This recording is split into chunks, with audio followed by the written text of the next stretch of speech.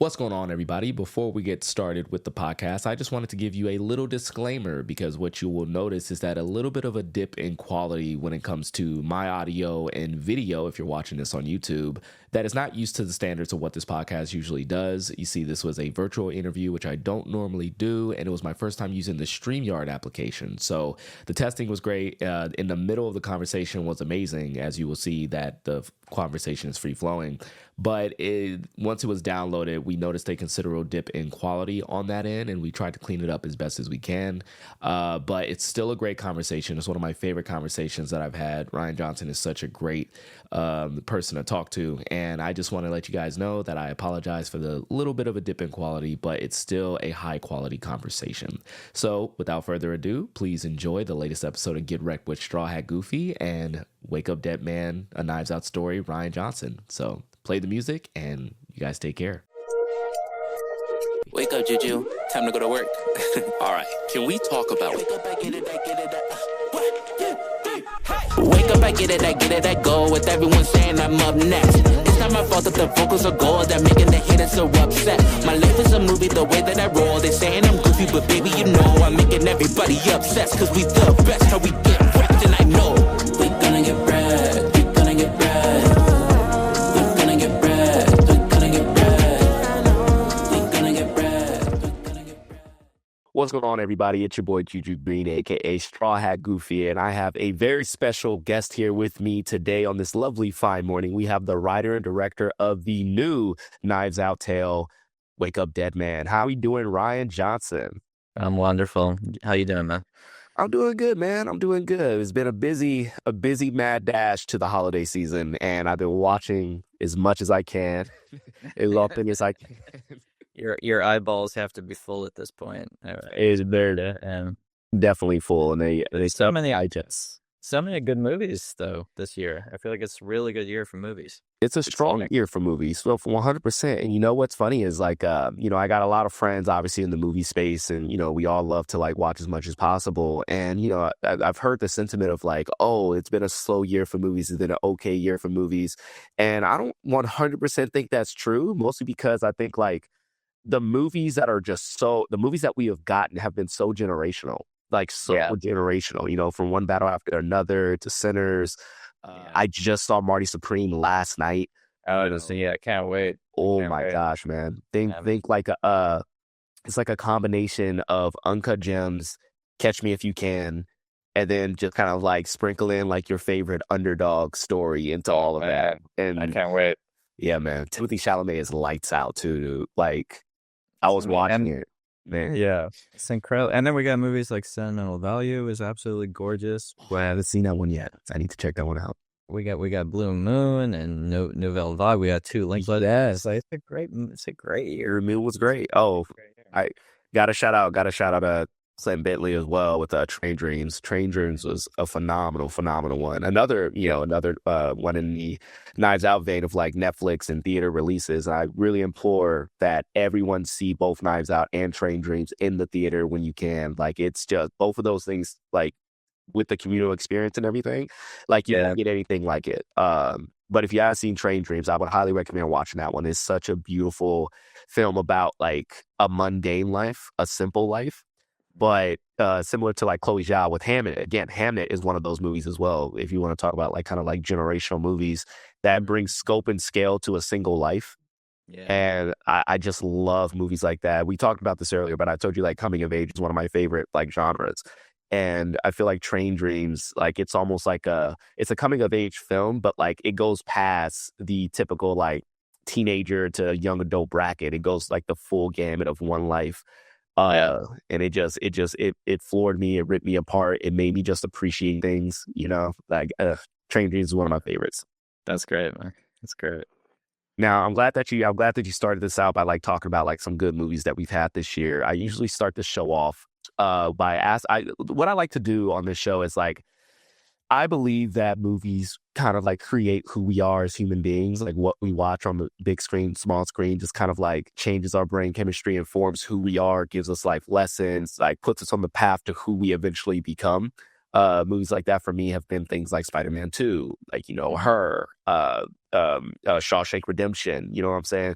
So usually what I like to do is ask my guests is like, what's that movie that you could recommend that changed your brain chemistry and kind of like created the building blocks of who Rian Johnson is? Oh man, I mean, there's a bunch because I go way back. I don't know how deep we want to get. Let's go deep. That's what it's about, bro. That's what long form is all about.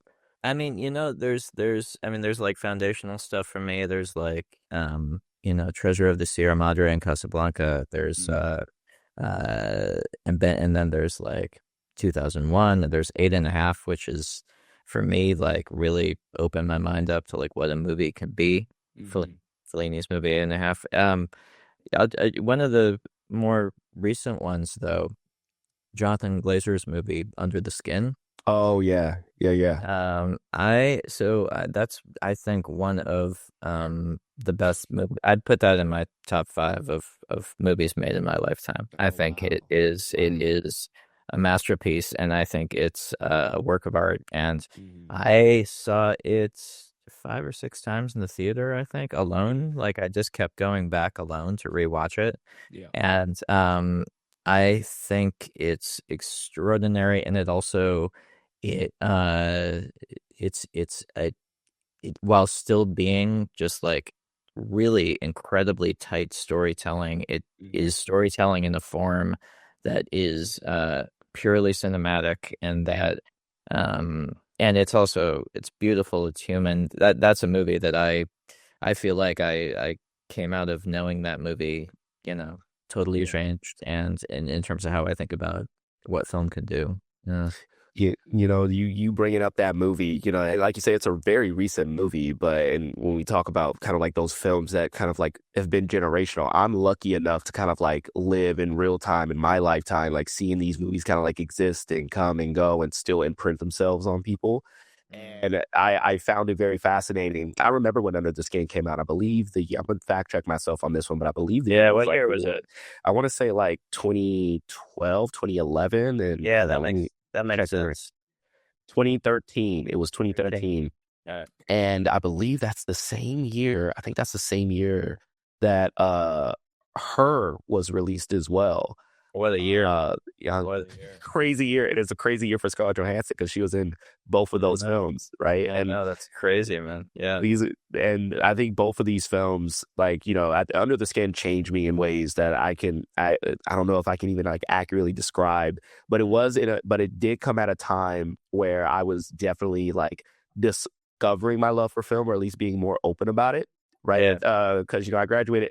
I'll tell you this, like I grew up playing basketball. Like I grew up in Compton. So I definitely like was in that paradigm of, oh, you only can make it out if you're playing ball or if you're rapping. So obviously I couldn't rap. So ball was the only way I could go out. And so it was like a huge, huge chunk of my life, to the point where I didn't really give any other thing the type of day. But I always knew that I liked movies. I just didn't know that was something that I could put my stock into. And, I had one of those like teachers in high school. His name is Mr. Miller. Shout out to Mr. Miller, who kind of like, made me realize my love for storytelling and things of that sort. So we used to just kind of talk about film all day, every day. And so when I got into college, I graduated in 2010. I got into college and, I just took like some more classes, talked to more people. And that's why I fully like gave myself over to the name of like a film movie lover type thing. I was still very much in like coming out of basketball, but just kind of like leaving that in the rearview mirror and just trying to discover who I was. And so I think like 2010 to maybe like around like 2014 to 15 is when I really start to be like, film is like who I am. It's what I love. And like, hopefully I can like do something with that. And so 2013, big ass year for me, because again, Under the Skin had come out that year. Yeah. Her was out that year. And I'm trying to remember like, I think around, again, 2010, I know that was the year the Oscars had like Avatar, which was like kind of like wrecking everything, came out for the first time. Toy Story 3, The King's Speech. Like I remember that year very vividly. It's like the time I actually paid attention to the Oscars as if it was my Super Bowl. And so watching like things like Her and Under the Skin and seeing Scarlett Johansson, who I admit I was getting kind of tired of, because I think she was kind of like She was everything. she was everywhere, man. I was kind of getting tired of Scarlett Johansson. It was, if I was having ScarJo fatigue. Especially with those things, it's fun to see this, like, like Robert Pattinson, Kristen Stewart, I think we're doing this. Also, when Yeah, you see yeah, somebody who becomes like a big star in like big movies and then kind of uses that power for good, like signs on to hmm weird to stuff that was never get made if they hadn't hopped on yeah, board it. I mean, that's the reason Under the Skin got made. I mean, it needed somebody like Scarlett to get in it. And right. it's also a genuinely risky movie to get into if you're like big hmm star. So just the fact that I don't know that I love when I see that. I love when a really talented actor who happens to hit in a big pop way kind of use it. What were the movies in high school that you and the teacher were talking about? Like, what were the first things that kind of, you know, Yeah, piqued your interest? yeah. Like he made me realize. Like I think that was the first time I actually paid attention to Shawshank Redemption. That was like a really big one. He showed me the scene back when like YouTube like was just like in its kind of like things were happening there. And he Yeah. showed me the scene where Andy Dufresne makes a deal with one of the guards to do his Yeah. taxes in order to Yeah. get like the guys a beer, right? And I remember the scene where like what like because he's been suffering a lot of grief from all these guys up until this point. And so Yeah. once he gets them on that roof sipping that beer and he gets offered one of them, and then Andy looks up at him, he says, "Oh, that's okay. Like I don't drink." And like so, Yeah. I remember he pauses it to let me kind of like sit with that. And I remember he looked at me with this like, right? And I just was Yeah. like, "Oh my God." Like, you and I That's wonderful. That's so and good. and we just sat there, we just talked about like what that scene means, like what it does for Andy's character, just kind of like where do I think the movie's gonna go like after that. And it Yeah. just made me like have this moment of just kind of like Wow. wow, this is what like this story is doing to me, right? Like, and I was just Yeah. completely locked in. We used to talk about that. We used to talk about musicals. He's probably like 100% responsible for my love of things like Hairspray. And he showed me this he showed me this one Broadway play called the Boy in the Bathroom, which is about this guy who never left his bathroom.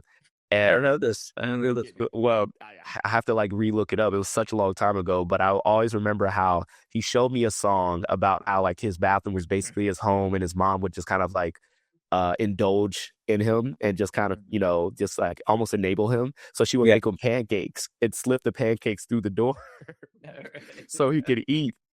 And it was like we talked about so many varieties of stories, and like Yeah. that's what created this hunger for me to kind of like want to get into that. That's really So cool. That's really cool. Yeah. yeah, Yeah, man. I think most of us have kind of a teacher that, when that kind of sparked. For me, it was a writing teacher that I had, Mm. Mrs. Kasperzik, Sheila Oh, okay. Kasperzik. And she was AP writing teacher and she was tough. All of the kids feared her. She was like she was a really good teacher, but she was also just took no prisoners. Mm. And she was the first one who kind of uh to kind of I don't know, it like took me seriously even as a high schooler as a Okay. writer, and that and really genuinely encouraged me, not in kind of just a patting on the back type way, but in a Mm. pushing me type way. Okay. And that was a massive, massive impact for me. Yeah, yeah. Yeah. Anyway, but yeah. What was like a moment that she gave you that like still truly sticks with you? Was it like a single piece of advice, or was it just kind of like a combination of this style of teaching that kind of like changed your Yeah, drive? it wasn't advice, it was encouragement when she saw something that was Mm. good, and it was calling it out when she saw something that wasn't. But she would like it only if she and she would only do this on the side of when she liked something. But I Mm. remember she would just like read a passage from one of your essays or whatever to the class, and she wouldn't say who wrote it, and she would just read the paragraph. And one time she did that with one of the things I wrote, and just the way that she read it, I could tell she was genuinely enjoying kind of reading it and just speaking the words as if the way that teachers read, passages from a good not from a novel that the class is assigned. And uh, putting something I wrote into that context and seeing this person that I kind of feared and respected take the Give you words those I written props. Yeah. seriously. Yeah, Mhm. that was I mean, it was huge. But then also when I got lazy and tried some bullshit, she would always All of that. refund that. Yeah. So She whipping you into shape in every turn, man. I like it. high school teachers, man, I think everyone's got at least one that kind of, that I'm telling you, they're responsible. Yeah. whenever I hear about like, the teaching crisis and budgeting and like how what they do in order to do their jobs is absolutely nothing short of heroic, right? Yeah. They it's cliche as it is, they are shaping the next generation, and they 100% do it out of love. You know what I'm saying? We're gonna jump around and we're really gonna get into the real questions now. But it reminds me of I know you watch Breaking Bad. You ever watch Breaking Bad? So I made some Breaking Bad. So yeah, I watched. yeah, you know what I'm saying. So I know you did. So like the episode where Jesse is talking to the therapist, or like the counselor in in an AA meeting, or in the meeting, he says like oh, like, who was the teacher that like really got you? And he talks about how he was in this like wood shopping class, and that like he tried to turn in some bullshit, and the teacher says, you could do better. Like that's all, and that's really all it took. But the sad part about all of it was that he never had someone who told him that he could do better, right? Or at least in that way. Not even his parents. His parents was more kind of like, their parenting style was very much like, you're not good enough, you're not this. And that just caused him to rebel a little bit more. Whereas like, yeah, she had this teacher that said, you can do better. Yeah. And even when you look at the relationship between him and Walt never gave him that validation as well. Like throughout the entirety of their relationship, it was more of like a berating tone, a condescension. And so I think I think there takes a lot of power in that level of teaching, to just be like, I know you can be more, and I'm gonna give, and you have the tools to do it. I don't need to give you anything else. So I find that, like, when it comes to your teacher, one, she's reading a Rian Johnson original, and two, like, Boy, yikes. taking it very seriously, to be like, this is a serious piece of work that we should be kind of like, taking notice of, Mm-hmm. Yeah. I love that, man. All right. So getting into like, your movie, and just like, I feel like the last time we've talked, things in the movie space have really changed. It's been the landscape of making movies in theaters and streaming. Like, the conversation is just so big, and it's all over the place. And I saw you did an interview with my good friend Kevin McCarthy. I love that guy. Yeah, and it's great. He's amazing. Shout out to Kevin McCarthy, man. I think he's nominated for a press award, and definitely rightfully so. Yeah. But I feel like in your conversation, you gave some wonderful insight that a lot of people won't think about. I know I didn't really think about this. And it was when you said that it's not necessarily about like, just Netflix taking movies and just wanting to put them on streaming, or like trying to kill the theatrical experience. It's all about the windows, right? And, it's like streaming and the theatrical, like they both need to be more flexible with each other in order to like create these things. Can you elaborate on that a little bit more for me right here? What you meant by that? Yeah. I mean, right now, and this is kind of what's frustrating for me right now, it's because for instance, with Netflix, it's not like they put a limit on the amount of theaters it can be in, or what theaters it can be in, or even and so what they do limit, though, is the window, which means if it drops on this Netflix service on this date, you can only have it in theaters 2 weeks leading up to that, basically. Okay.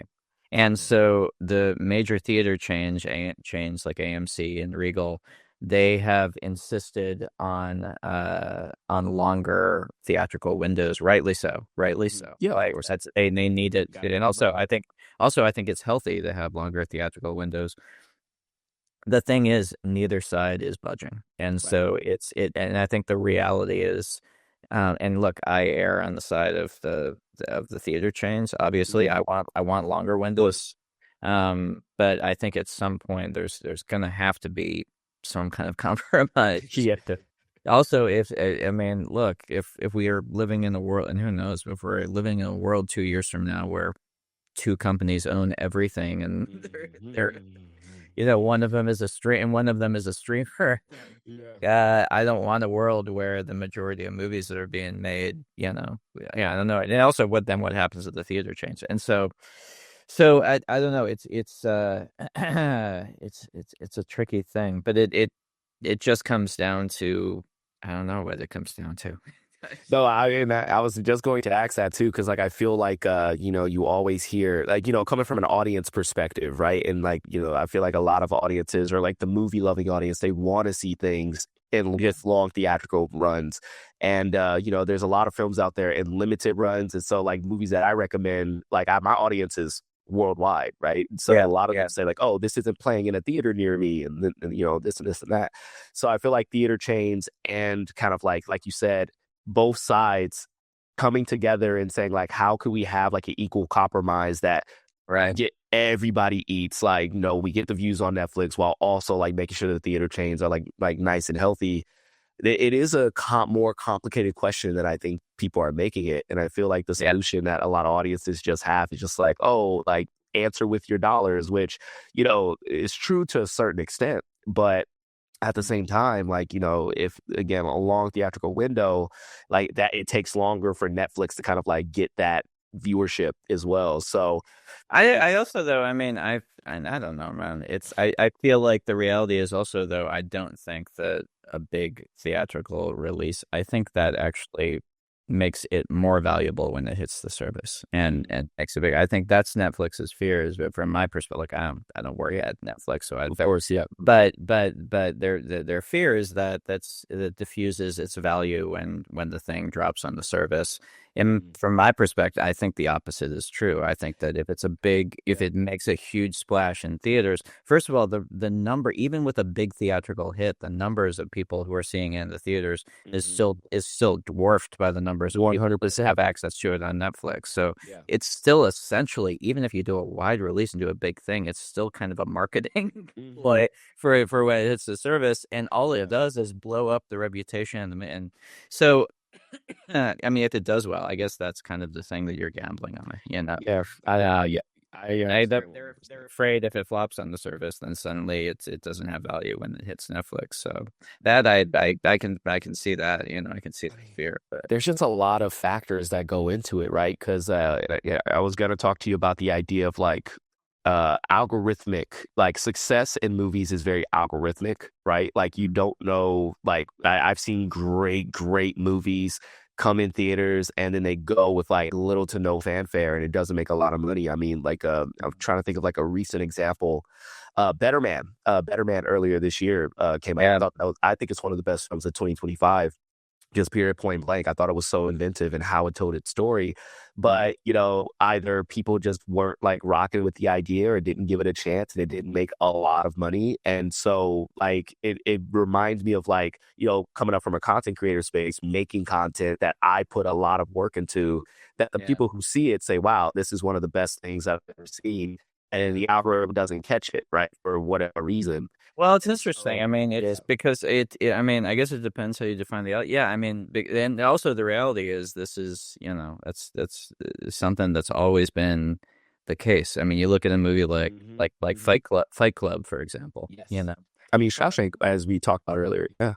Yeah, exactly. Yeah. I mean, it's always been this strange mystery that is not always fair in terms of what hits and what doesn't out in and I guess there is an element that mirrors kind of when I think of the algorithm, I think about kind of my device and what it chooses to put into my feed. I think about in terms of an automated thing, but I guess there's an element of that in terms of the audience as a whole, the human mass of people choosing to go to the theater or not, to some degree, is its own big algorithm, I guess. Yeah, yeah. So, and you never know what strange that, or if there was bad weather on the East Coast that weekend, and like people didn't come out for it or whatever. So many different types of factors, man. I will never forget.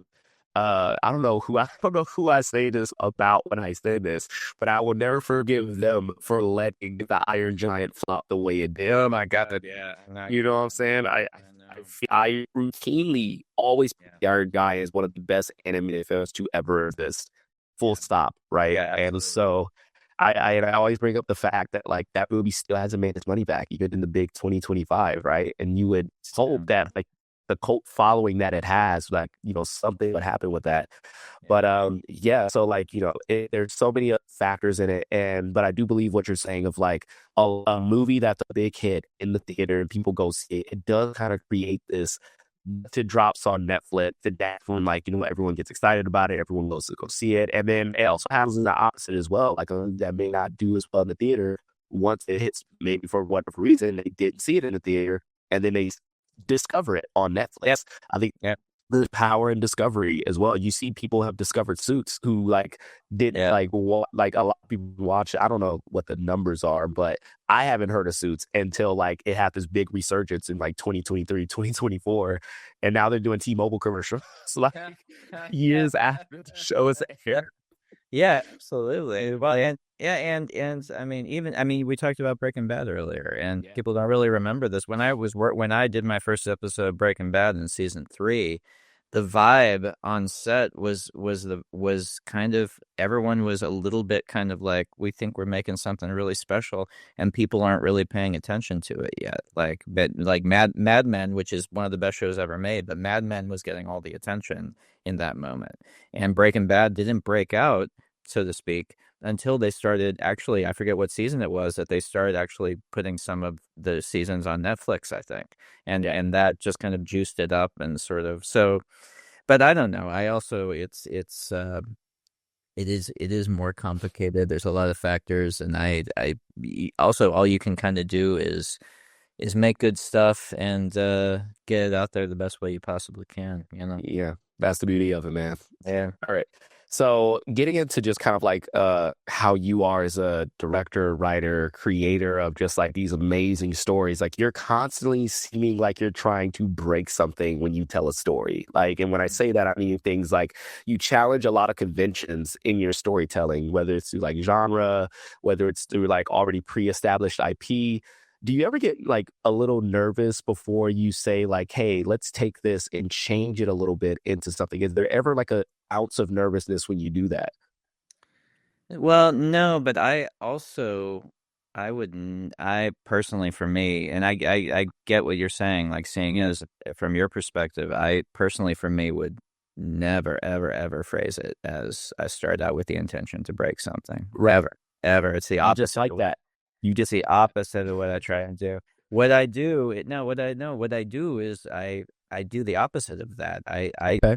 I start with something, whether it is murder mysteries or time travel movies or Star Wars, and I identify the pleasure center of it for me. I identify what I deeply care about and love about it. Right. And then I try and do that as well as possible. And that's going to be filtered through my own voice and my own creative changes. But what I'm trying to do is get to that pleasure center. But to get to that pleasure center, that means also you want the movie to be alive, and you want the movie to be making choices, not to just kind of mimic the thing that it was, but to feel it's live on the screen. But it's all towards the aim of making the thing that you love as well as you can possibly do it. It's the opposite of trying to break something. It's actually trying to build in a way that's going to feel not like an imitation of the past, but like a lightning bolt coming through the screen in the present. It's trying to build something that has the impact that you felt back then from that thing. Yeah. So it's always with that intent. I can't imagine starting a creative process thinking in terms of, I don't know. We're gonna change it all up right now and just like, yeah. Man, that would lead to nothing good, and that would just be boring, I think. So, I mean, I think, but for me also, I think that, again, I think once you're and that's maybe the reason why, I feel like I don't feel nervous making like big swings sometimes, is because I know that it's coming, where it's coming from is trying to get at the heart of the thing that I love and trying to make it feel alive on the screen right now. And Yeah. as opposed to just a nostalgic kind of nod to previous things that I love. It's an evolution based off of your own like point of view, is what I'm hearing there. And Yeah, that's what it is. But it never comes from, nothing is exciting to me about the notion of, subversion or breaking or whatever. That to me seems really boring. Yeah. oh, I love that. I really love that because, and I think you know where I'm going with this, like, because I've talked to you a little bit about it in the hallway before we did our Q&A for Wake Up Dead Man. And, I've already been like on record with you and on the internet and all my friends in the circles that like, Star Wars: The Last Jedi, I think it's the best Star Wars movie in the main saga, right under Empire Strikes Back. I've said that. And I feel like it's the evolution of those like kind of like characters of like the expansion of the force and things of that nature. And I know you've like, you've got your criticisms from fans and things of that sort. And those, a lot of those criticisms I think are like big strengths, right? Like I really do feel like, Luke Skywalker becomes more of a human character that feels the weight of a myth. And he's evolved in the 30 years, and like that pressure to live up to the myth has made him make certain decisions that like a lot of people who kind of like only see the myth that he would never do. And so I would always kind of like I would go toe to toe with anybody who like, wants to have like the conversation and the discussion about that. Yeah. But I just really liked what you did with that story and how you kind of like in a way challenged the myth of the Jedi, the myth of Luke Skywalker, and said like he's actually a human character who makes mistakes like everybody else, and he's trying to come back from that, and it comes to exactly what you said, man. Like when you said like that pleasure center, right? Like thinking back, like Yoda did the same thing. He went into exile. Obi-Wan went into exile, and so like it still has that poetic parallel. It's just now it's Luke Skywalker. Wow, man, I appreciate that so much. And I feel like ultimately, to me, the aim of that arc is to uphold the myth of the Jedi, to show why it's important, to show why it's valuable, and to bring Luke around to a point where he is he's stepping into that role and being the legend that he needs to be for the next generation to inspire them.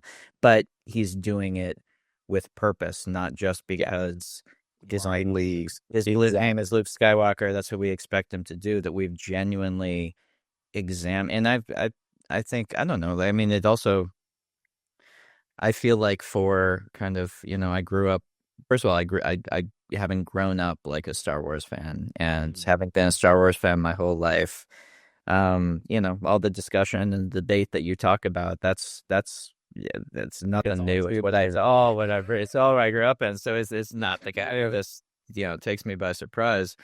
But also I feel like it's, I don't know, it feels vital and important for, it felt important in this moment to kind of re-examine in order to ultimately affirm what inspired all of us originally as a kid about Luke Skywalker and about that journey, and also what he was aspiring to.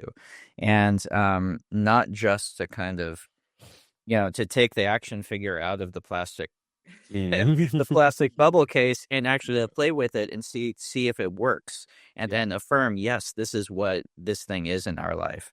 And that does mean challenging it. That's the thing. You can't just you can't just kind of if you're not challenging it and just adoring it, then that's nostalgia. That's not love. If you truly love something, then you put it through the paces and you challenge it, and then it comes out the other side being even more powerful for you, which is, for me, what the ending with Luke's arc was in The Last Jedi. I mean, he lit the spark, man, and that's like he lit the spark. That's all I'm gonna say. It's great. It reminded me of I don't know if you've watched Avatar: The Last Airbender. Like Avatar: The Last Airbender is one. It's a big blind spot for me, and I keep hearing how fantastic it is. Yeah, it is fantastic. I'm going to like offer you just a tiny bit of spoiler to like get to, because I really found like, I love that type of storytelling when it comes to like these type of characters. And like, you have Aang, who's like the avatar who can master all four elements. He's the bridge between all the things, and he's like a 12-year-old boy. And so throughout the course of that series, he saves the day, and then he's like the literal last airbender alive. And then they have the sequel series called The Legend of Korra, who is the next avatar after him, right? This Okay. is like the reincarnated version of him. And Okay. so obviously there's a time jump, and you get to know Aang's kids, right? And Aang only had one airbender child. So now he's like, we're the last of our kind. You have to uphold the like last bit of the air nomads. You have to. Yeah. And so he ends up kind of like favoring one child over his other children, one who's like a non-bender and one who's a waterbender. And there's this episode where these kids get together and they start to talk about the flaws of Aang as a father. Oh, Right? wow. A character that we've seen as a child do these amazing things and go through his own trials and tribulations. And then you find out that in his like desperation to kind of like hold on to his culture through his one child that can carry that on, he in a way neglected all his other kids. Still loves them, but neglected them to where it affects them as adults, right?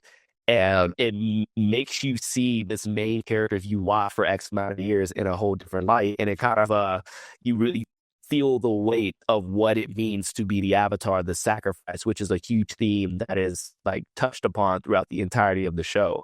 Wow. And so whenever That's amazing. it's great, right? Yeah. That is great. Whenever we talk about Luke Skywalker, I always bring up the example of Aang, and I say, like, is Aang any less of a character because he has different dimensions? No, I think he becomes more than that, right? So yeah, I'm with you, man. That's beautiful. Yeah, well, it's just that it moved up my list. I gotta watch it. listen, that is the only reason why we're doing this, is so I can slyly pitch you Avatar: The Last Air. Sold. Done. All right, so we got our conversation cut short on another movie that is in the kind of like mystery realm of like Knives Out, and that's The Hateful Eight. Yeah. And I really wanted to talk to you about The Hateful, because like I feel like that movie is so underappreciated and it's so great, and Samuel Jackson gives one of the his best performance. I feel like one of his best performances in that film. And I think we need to like revisit this conversation, man. Like, it's so freaking good. It's so good. Kurt Russell is fantastic. I mean, the entire cast is great in it. It's also, I love how it's basically a play. I mean, it's very cinematic, obviously. It's gorgeously shot, whatever, 70 Vista Ultra Pandavision. It's and the exteriors are astounding, but so much of it just takes place in that one cabin, and the whole thing just kind of has the confidence to play out as a play. And and it is, I mean, look, it's also not visually, but in terms of the movie itself, it's an ugly movie. Like, it's something that I understand, like, even now loving it. I think I told you, like, when I first saw it, when it was doing like a 70mm road show, I recoiled from it. I didn't like it. And I was just like, ew, Jesus. It's really? Yeah. It's messy, it's ugly, and but that's also, I think, what's great about it is it is putting this ugliness that is part of America just right there at the forefront on the screen. Yeah. So I don't know, I think it's I've really come to love that movie. But yeah, what was your first experience with it? When did you first see it? Yeah, so like I've always been like a super big Quentin Tarantino fan. I've always said that he was one of my favorite directors. I have the box set just sitting back there in my case right now. And my first experience was, I was at my girlfriend at the time's family's house, and like all the way up in Palmdale, right? And I remember, and this is around Christmas, and I remember like I think he wanted to compete with what movie was he? Star Wars. He was trying to compete with The Force Awakens, and this is when he said like, hey, like for the people who actually go see my movie, let's do the 70mm at the Long Beach Town Center, like type thing. And I was in Palmdale, and I told them straight up, I said, guys, Christmas is nice with you and all, but I got to make the 2.5-hour drive all the way back to Long Beach so I could see this movie. You know, And this is better than you taking the girlfriend's family to see The Hateful Eight for Christmas. That was just where I thought you were going, and I was like, no, you didn't. No. No, this is better than that. Okay, all right. That would have been that. Honestly, now I wish I would have done that just to see all their reactions. Maybe we would have broke up a little bit sooner. Yeah, there you go. Sometimes they put it needs. Yeah, Yeah, but I think they admired my dedication to it. I think again, because this is like around the time where I'm like a full movie lover. They know this. I mean, one of her aunts got me like a steel book of Avatar because she was working at Fox at the time, so they really that's knew cool. like what I was Yeah, about. And yeah, so I think it was around. I think my show was at 7 p.m. It was around like 4:30, and I said, I gotta make the drive. I gotta find a good seat because this is before reserve seating was like a really yeah. big thing. So I was like, I gotta Yep, make this drive. Gotta find a seat. yep. I sat there, I saw this, and it was like the big cut too. We're talking like the 3+ hour cut. So I Yeah, saw this yeah. 3+ hour cut. I got the kind of like program with like who did I get? I got Tim Roth's character. Okay. And then I got Tim Roth's character, and then I drove all the way back.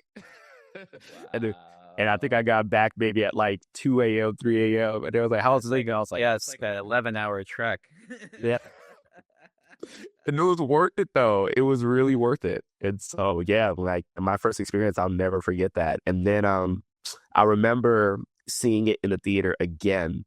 Mm, And I remember the movie felt different, not in a bad way, but because I had that extra footage and because it was in that 70 millimeter, I think that was the first time I realized the difference in formats and the importance of formats mm. in film, and like also like the important, obviously Lord of the Rings, I've done that, but the importance of like, extended versus like what ends up getting put into the movie. Because some of my Yeah, favorite scenes were not in the full theatrical cut, right? Like yeah, there's a yeah, yeah. whole scene with Demi Bashir, like is like plucking a chicken. There's like a whole like chicken Oh yeah, scene, yeah, yeah, yeah, and yeah, that wasn't there. And I was like, yeah, yeah. "Where's the chicken? Yeah.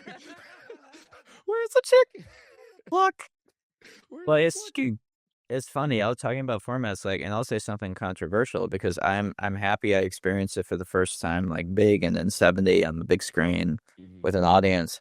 I feel like there was something about revisiting it, just Mhm. watching it at home, Yeah, that helped me ease into an appreciation of it. And part of it was probably because it wasn't so completely overwhelming in terms right. of experience. It was more contained. It was Yes.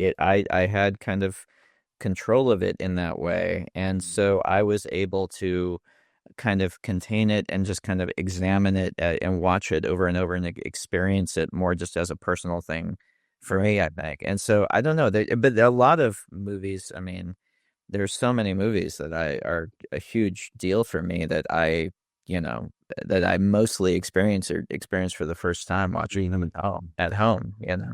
You know what? Like, it's so interesting that you say that because it makes sense with Hateful Eight because that even though it does look beautiful on the big screen in that way, it is a Yeah, very intimate movie, right? You yeah, want to feel a little bit of like claustrophobic, like trapped sense with yeah, all these characters that could go either way. And like the atmosphere of it, you feel the cold coming off of the screen. So like it almost like translates to you watching it. yeah. I'm thinking about a movie right now that I saw this year that was shot in beautiful 70 millimeter.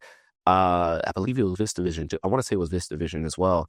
Begonia, uh, Oh, which, Begonia, yeah, yeah, yeah. like Similar, yeah, similar thing, like very rich visually, but also very contained. So much biz in Mhm. that house. Yeah, you're right.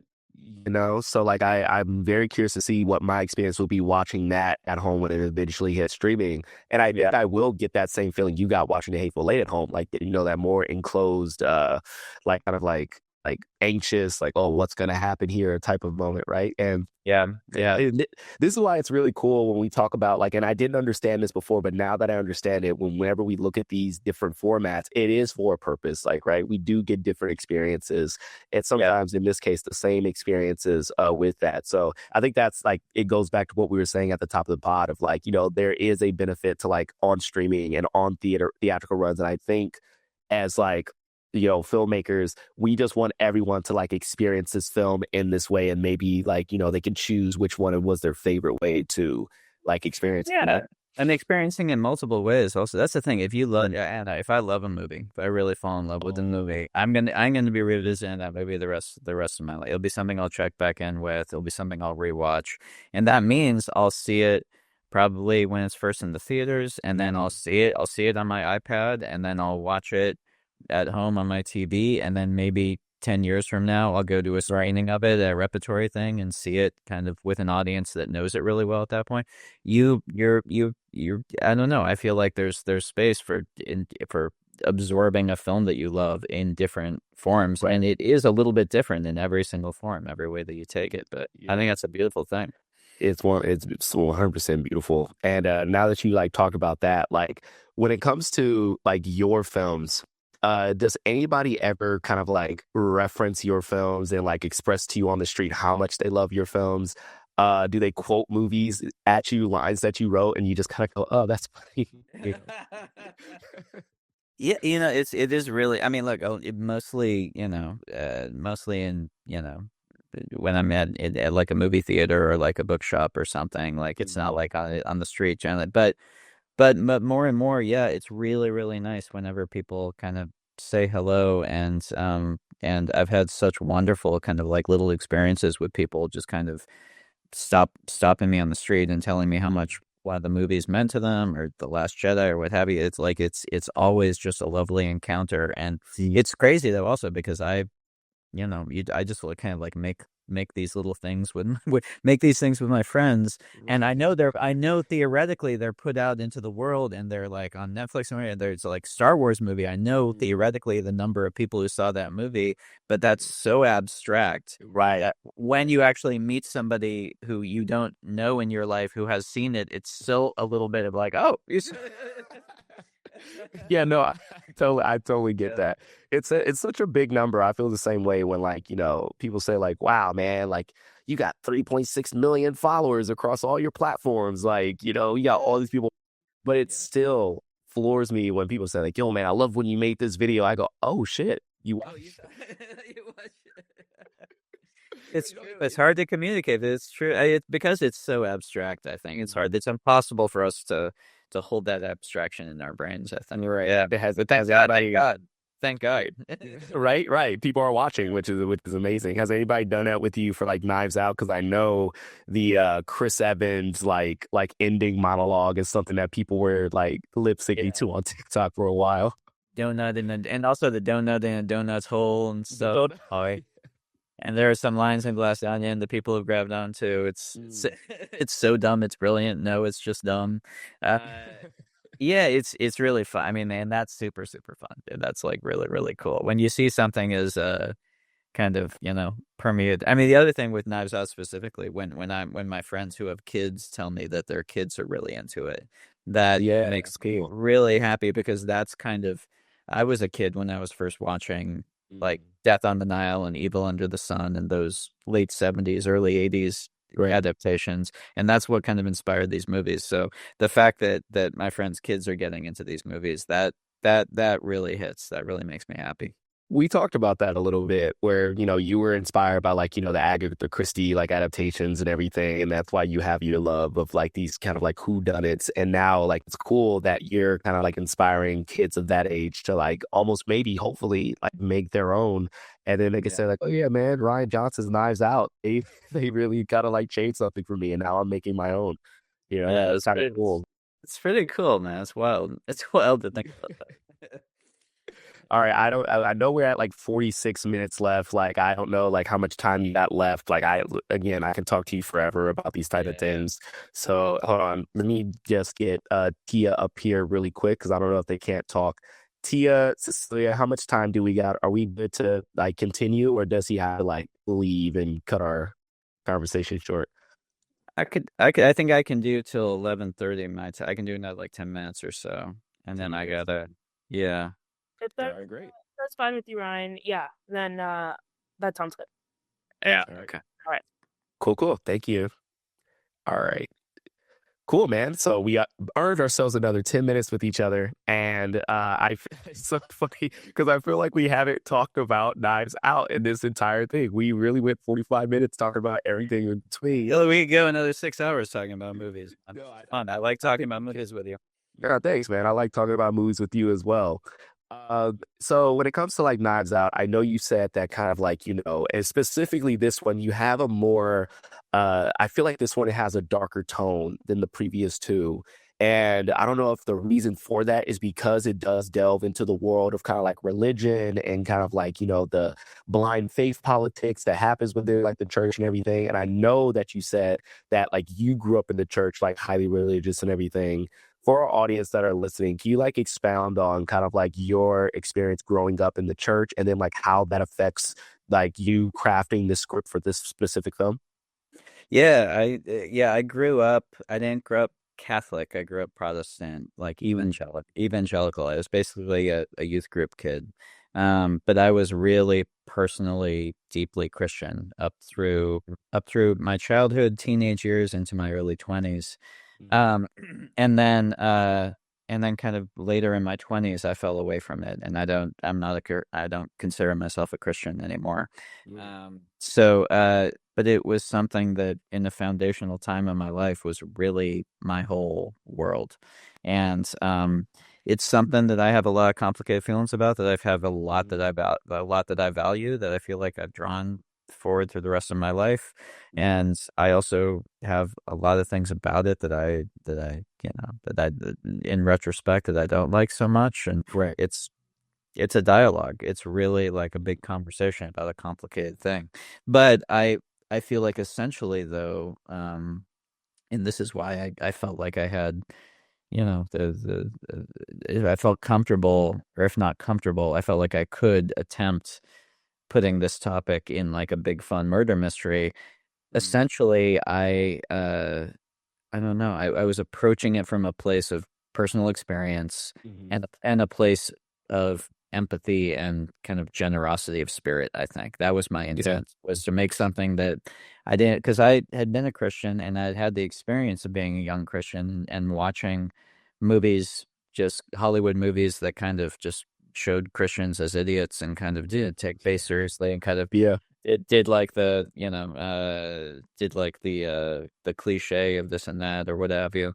And I didn't want the movie to kind of tiptoe around, because I mean, in it there is idiocy in every single group, and if you've been a Christian, there's idiocy in that group as well. But there's also though, so I didn't want it to just be kind of like a toothless, but at the same time, I wanted it to be honest and true to the things that I really value about my time in the faith. And I wanted also to show the things that now, as a non-believer, I look at, the things what I was brought up with, and the teachings that I believed in, and the things that I feel from that I need more of in my life right now.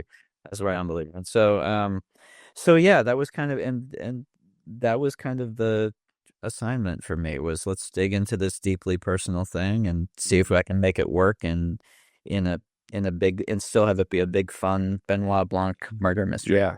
Yeah. Man, thank you so much for answering that. Because, as someone who also grew up like very much in the church and like in the Christian, I still consider myself like a Christian and, things of that sort. But I remember two things I want to tell you is that I saw this video and I can't remember who made it. It was either a video or like it was like a director that was saying something, but they were talking about kind of like the Christians in movies and like, Christians who make movies, and like a lot of reasons why those movies don't really do well, whether it's critic or financially, is because those movies are unambiguous. It's like characterization of like what Christianity is. And, because they always try to say like, because you already know what the end goal is. God is good. God is great. And like the people who follow him will always like live on to have like great lives. Right. But we know the story of Job. He didn't live on to have a great life. Right. So, yeah, he suffered a lot. And I feel like when it comes to like the storytelling of like religion, like ending it in that way that's just so unambiguous and so like you said, toothless, it doesn't allow for like a lot of nuance in the people who are actually in the church who struggle and like, try to like see their faith in that thing. And I feel like you've crafted a film that like, it has a very complicated character at its center who has a fighting spirit, who will punch you in the jaw, but is still very much like, I wish I didn't do that, but I'm trying. I'm trying my best here. you know. Yeah. Well, and I appreciate it. I mean, I think about the thing that because the Pope just did that, just kind of gave that speech, and they published it about movies and about the power of movies. And I thought it was really powerful what he said. And it to me, it speaks to kind of, I mean, Scorsese, who I think is one of our obviously one of our great artists, but also one of our great artists that came out of Catholicism and came out of a religious background. And his movies are messy and they're complicated, and they're also in their way deeply rooted in religion, but they explore it honestly. I mean, I think Dostoevsky, you could say the same thing about, Yeah. it's truly deeply exploring issues of faith, but doing it from a perspective that knows that a journey of faith is a human journey, and that means it is it's not bright roses, and it's not just halos and clouds. It is we're all down here on earth, and we're all struggling and doing our best, and and having again been a Christian for a very chunk of my life, knowing kind of the imperfections of it. So Yeah. Thing that my uncle was like a highly religious guy. Like, I think I told you this already, but he would make us kind of like do Bible study like on top of our homework. So we had like double the homework when we would come home from school, which wasn't a lot of fun for me. yeah. But we would go to church every Sunday, and then one day we just stopped. And one day I got to ask him, like, yo, why did we stop, going to church? We've been going for quite a few years. And he said that, uh God's word has been kind of like, went through a game of telephone, and the pastors up there we've been led to believe are kind of like these perfect, pristine people, to the point where we give them the power of God. And we believe them as if it's the word of God because they say it's the word of God, but they're literally just going through a game of telephone, right? So, and he says, I discovered some things that may or may not be true that came from his mouth. And so now he was like having a question, not of his faith, but of just like the path he was walking on when it came to like discovering that, right? And so he said, so from now on, like, your relationship with God is your own. You go on the path to find the truth, because not everybody is perfect. Man isn't perfect. That's the one truth that, like, we all know is true. So, go ahead and be imperfect. Just discover like God on your own. I'm not gonna like force this on you anymore. And so it was a very profound thing my uncle said. And that, I think it was like when I was like 16 or 17 or something like that. And so watching this film, like, there is a priest who is very much kind of like, he's manipulating the word of God to kind of like create this flock, this very like self-contained flock, while also like exiling anyone else who wants to come in. And I found that, again, I saw like what my uncle was saying in this like movie of Wake Up Dead Man. And so when we talk about seeing movies and then just have like a direct line to like our lived experiences, I found that I just wanted to tell you that one was one that like hit me on a very personal level. Yeah, I appreciate that, man. Thank you for telling me that. I appreciate that. Yeah, I am very, very excited. I mean, look, the movie, drops on Netflix when tomorrow. I'm so excited because it's been in theaters, but that's still pretty limited, in terms of the amount of people. I'm so curious and excited to see how people bounce off of it. And, especially people of in different aspects of the church. I'm very, very curious to see how people respond to the movie. So, and I'm sure it'll be a wide variety of responses. I'm sure it'll be stuff I don't expect, but that to me is the interesting thing. You create something that hopefully is kind of a multifaceted, honest attempt at a conversation and something, and then you put it out there, and it takes on a life of its own, and it's no longer yours, So that's exciting. Yeah, that's a cool thing. And like, it's already doing well with the critics, man. Like, I think last time we checked, it was like around 96% on Rotten Tomatoes. The critics are loving it.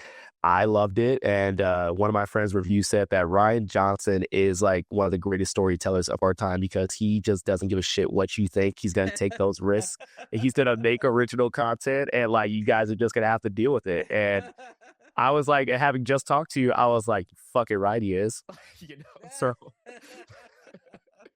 That I love. That I'll take. Thanks. You. Thanks. Cheers. I appreciate it. Oh, Of course, man. Now, before we get out of here, and we could like get the conversation like right now, but we talked about Hateful Eight. We've talked about Martin Scorsese.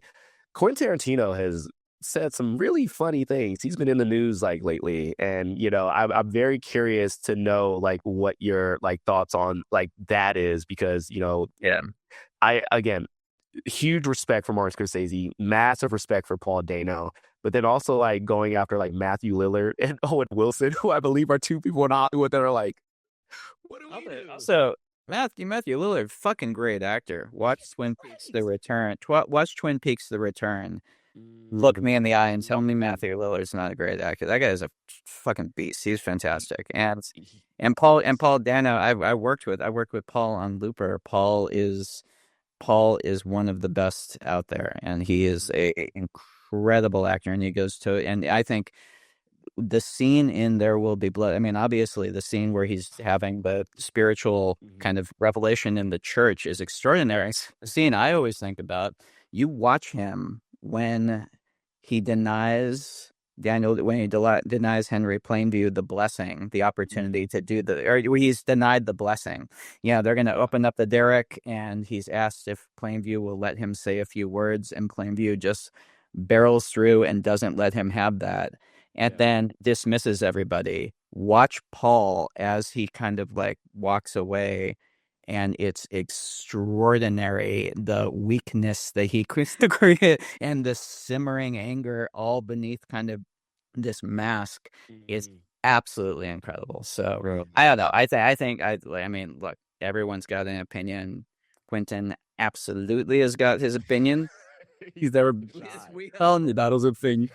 Whatever, that's fine. I think the fact that it's gotten everybody talking about how great an actor Paul Dano is, I mean, there's no downside to that. So that's somebody said this has been the best PR for Paul Dano, like that he possibly could have gotten, like And I before we get out of here, I want to bring up like my Paul Dano like performance that I'm like, look me in the eye and tell me this isn't great. Is Little Miss Sunshine, the scene where he finds out that he's colorblind and he gets out of that car. It's so good. Like, oh my gosh. Like the from going from like just being this highly like expressive, like mute like character to he just unloads on everyone. And he almost is playing two different characters that still like share the same body. Cause like, you have the mute, like very stoic one, like I'm better than all of this. And then he goes into like, yeah, nah, screw this. Like, I'm probably the more like logical one of this family. It's fantastic. He's fantastic in everything. I believe he has not missed in a single performance that he has ever done. So he's so good, so good. Yeah, man, Ryan, thank you so much for talking to you, man. Like, you could do like 20 episodes of this just of this. I feel the same way. Cheers, it's such a pleasure, man. I appreciate it. Absolutely, man. Well, thank you so much. And again, guys, watch or listen to the podcast either on iHeartRadio, Spotify, or YouTube, wherever you get your podcast from. This is Rian Johnson. Make sure you guys check out Wake Up Dead Man coming on Netflix tomorrow on 12/12. Well, yeah, 12/12. Wow, I like that. Great. Yeah, man. It's symmetrical. It's poetic. And make sure you guys check that out. And again, can I be your movie guy? Cool. We are good, man. Thank you so much.